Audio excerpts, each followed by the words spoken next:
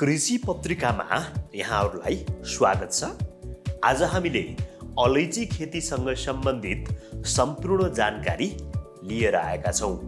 अलैची यस्तो बिरुवा हो जसको बोट वर्षैभरि हरियो नै रहन्छ। यसको पात 1 देखि 2 फिट लामो हुन्छ।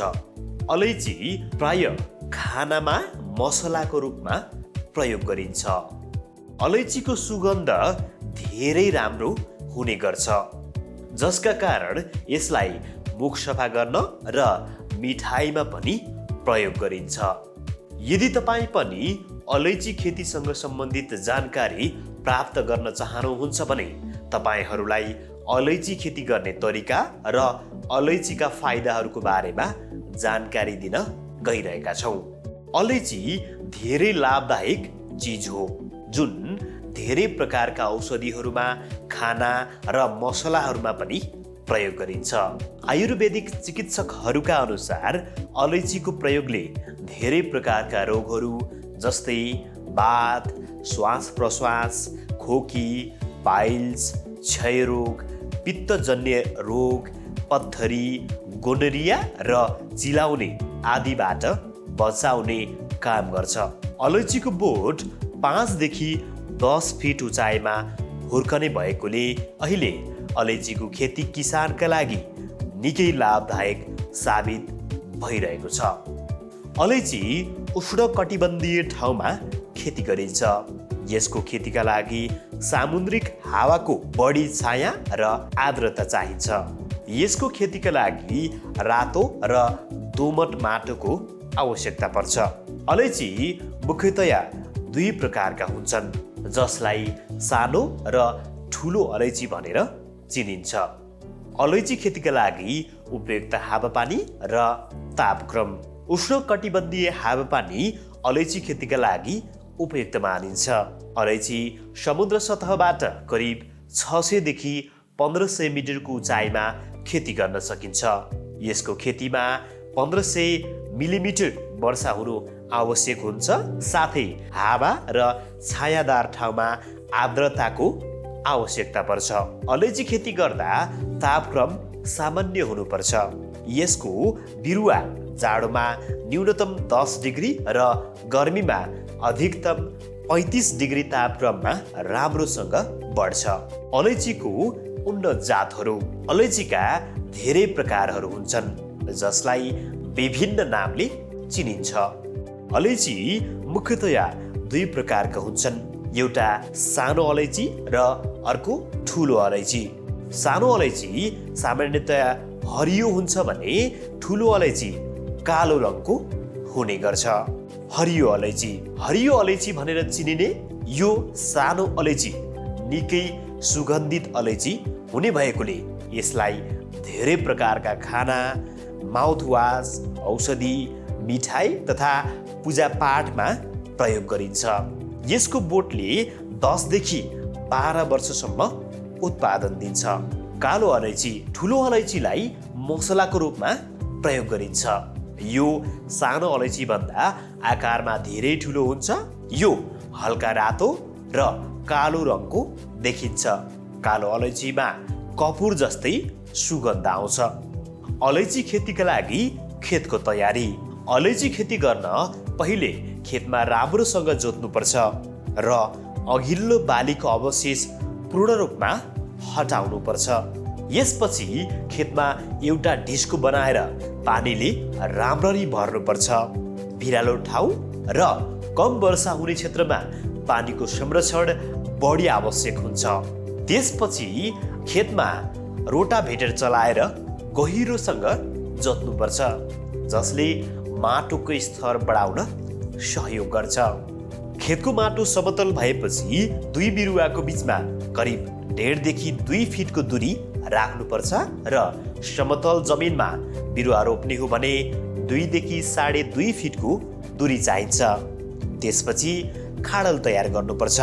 त्यसपछि ती खाडलमा औषध, गाईको गोबर मल र रासायनिक मल हालेर माटोमा मिसाउनुपर्छ र बिरुवा रोप्नुभन्दा लगभग 15 दिन अघि खेतलाई तयार पार्नुपर्छ। अलैची बिरुवाको तयारीको विधि। अलैची खेती गर्दा यसको बिरुवा पहिले नर्सरीमा तयार गरिन्छ। बिरुवाको बिउ नर्सरीमा 10 सेन्टिमिटरको दूरीमा रोपिन्छ। नर्सरीमा रोप्नु अघि बिउलाई ट्राइकोडर्माको उचित मात्रामा प्रशोधन गर्नुपर्छ। 1 हेक्टर जमिनमा 1.25 किलो अलैचीको बिउ रोप्न सकिन्छ। बिउ रोप्नु अघि ओछ्यानलाई तयार गर्नुपर्छ।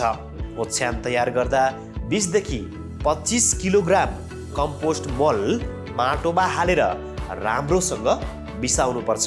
त्यसपछि ओछ्यानमा बिउ रोप्नुपर्छ र राम्रोसँग सिसाइदिनुपर्छ।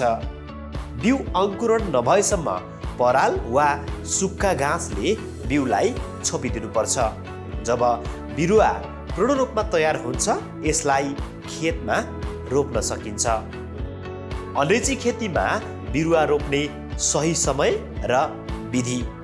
अलैची खेतीमा 1-2 महिना अघि रोप्नुपर्छ र वर्षायाममा जुलाई महिनामा खेतमा रोप्नुपर्छ, जसले गर्दा बिरुवालाई कम सिँचाइ चाहिन्छ र बिरुवाको उत्पादन पनि राम्रो हुन्छ।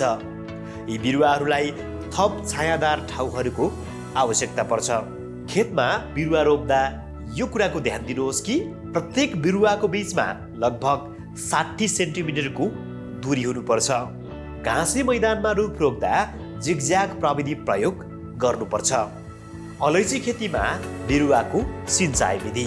अलैची खेतीमा बिरुवा रोपेपछि तुरुन्तै सिँचाइ दिनुपर्छ। यदि मौसम वर्षाको छ भने पानी लगाउन आवश्यक छैन, तर गर्मीको मौसममा यी बोटहरूलाई बढी पानी चाहिन्छ। यस मौसममा नमी कायम गर्न बिरुवाहरूलाई समय समयमा पानी दिनुपर्छ। जाडो मौसममा 10 देखि 15 दिनको अन्तरालमा पानी हाल्नुपर्छ। अलैची खेतीमा मलको मात्रा। अलैची खेतमा बिरुवा रोप्नु अघि खाडल वा औषधिमा प्रत्येक बिरुवाको लागि 10 केजी पुरानो गोबर मल र 1 किलो भर्मी कम्पोस्ट मलको आवश्यक हुने गर्छ। यसका साथसाथै बिरुवालाई निमको केक र कुखुराको मल 2-3 वर्षसम्म दिनुपर्छ, जसले गर्दा बिरुवा राम्रोसँग बढ्छ। अलैची खेतीमा झारपातको नियन्त्रण। अलैची बिरुवामा झारपात नियन्त्रण गर्न झार काट्ने विधि प्रयोग गर्नुपर्छ। यसबाट बिरुवालाई जमिनबाट उचित मात्रामा पोषक तत्त्व प्राप्त भई बिरुवाको वृद्धि पनि राम्रो हुन्छ। झारपातबाट बिरुवाको जरालाई पर्याप्त हावा मिल्छ र जराको माटो नरम हुनाले बिरुवा पनि राम्रोसँग बढ्न सक्छ। अलैची बिरुवामा लाग्ने रोगहरू। अरू बोट बिरुवाको तुलनामा अलैचीको बोटमा थोरै रोगहरू देखिन्छन्, जसले बालीलाई कम क्षति पुर्याउँछ। तर यसबाट लाग्ने रोग र यसबाट हुन सक्ने हानिको जानकारी यस प्रकार छन्। क्लम र फङ्गल रोग। क्लम र फङ्गल जस्ता रोगहरूले अलैचीको बोटलाई बढी क्षति पुर्याउँछ। यस रोगको उपस्थितिको कारण बिरुवा पूर्ण रूपमा नष्ट भएको हुन्छ। यस रोगले बिरुवाका पातहरू सुकाएर नष्ट गर्छ, तर बिरुवाको बिउलाई ट्राइकोडर्माले उपचार गरेर यस रोगबाट बचाउन सकिन्छ। यदि कुनै पनि बिरुवामा यो रोग लागेमा यसलाई तुरुन्तै उखेलेर नष्ट गर्नुपर्छ। सेतो फ्लाई रोग। यस रोगका कारण बिरुवाले आफ्नो वृद्धि गुमाउँछ। यो रोगले बिरुवाको पातमा आक्रमण गर्छ। यो रोग बिरुवाको पातको मुनि सेतो रङको झिङ्गाको रूपमा देखिन्छ। यी झिङ्गाहरूले रस चुसेर पातहरूलाई नष्ट गर्छन्। निमको पानीमा कस्टिक सोडा मिसाएर छर्केर यो रोगबाट बच्न सकिन्छ। लार्भा किरा। यो लार्भा किराबाट सर्ने रोग हो। यस रोगको किराले बिरुवाको नरम भागमा आक्रमण गरी नष्ट गर्दछ। यस रोगबाट बच्न हामीले बिरुवामा ब्यासिलस स्प्रे गर्नुपर्छ। अलैची बाली उपज र सरसफाइ। अलैचीको बोट तयार हुन 3 वर्ष लाग्छ। 1 हेक्टरमा सुकेको अलैची उत्पादन करिब 130 देखि 150 किलोग्रामसम्म हुने गर्छ। अलैचीको बजार मूल्य प्रति किलो 2000 देखि 4000 रुपियाँ रहेकोले किसानले एक बालीबाट राम्रो आम्दानी गर्न सक्छन्।